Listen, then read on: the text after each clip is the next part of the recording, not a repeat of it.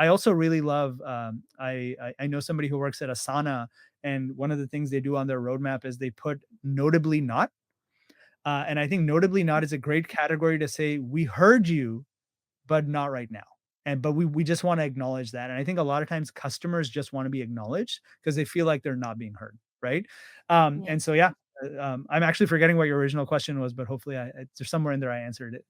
Yeah, we were talking about balancing between strategic planning and execution or innovation and consistency. And I think the point you're bringing up is you have to prioritize. Sometimes you prioritize planning, sometimes you prioritize execution, sometimes you prioritize innovation. And it reminded me also like your no, now, next, later, or never. It reminded me of this concept of like no for now as well. For sometimes when you're thinking about prioritization, it's very difficult for us as humans, be it in the professional like work setting or even in our own priorities, where we feel like really overwhelmed because we feel like we have to do everything now.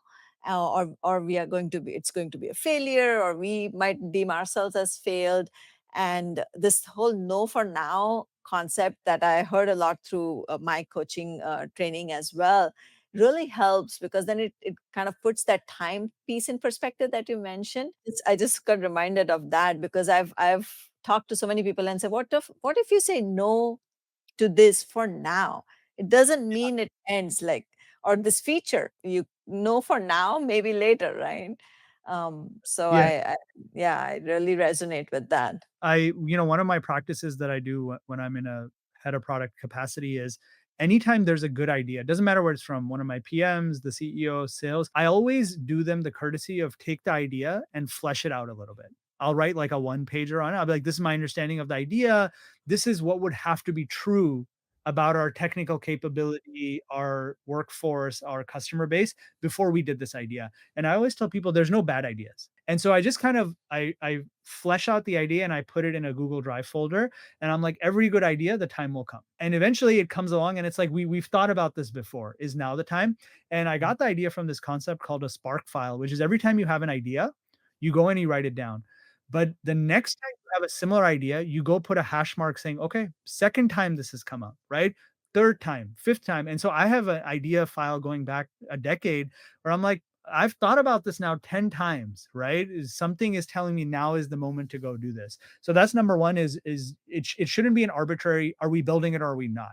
You can do more than build and not build. We did some prototyping, we did some ideation, we did some customer calls, and then we parking lotted it, right? So that's number one. Number two, to go back to your point about like how do you balance innovation and all that stuff, it really depends on where your product is in its journey.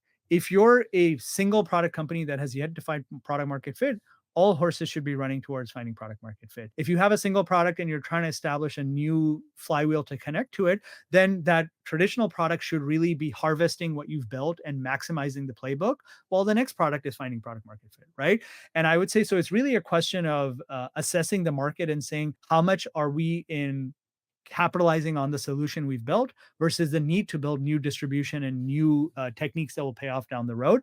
And I always say product's job is to lay out the trade-offs. So to go to your sales team, marketing team, CS team, finance team, and your CEO and say, this is my opinion on how we should phase this stuff. If you have a different opinion, if you know things I don't know, let's talk about it.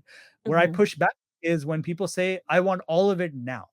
That's basically a failure to make a choice. It's actually a failure to even have a discussion. It's a failure to even have a framework on how to have the discussion. And I advise a lot of people, and whenever they're in that situation where they're like, I understand everything you're saying. I have a framework. I have a mental model. I know how to manage the discussion. Nobody wants to have it. They just want everything yesterday.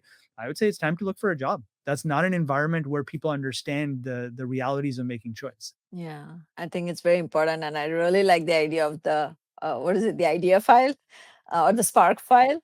I feel like I'm gonna steal that and use it as well. I have one idea on there that I keep coming back to. It's a smart refrigerator that actually just looks at everything in your fridge and tells you what your next meal should be. Because it's partly like what caloric needs do you have? It's partly like what's about to expire.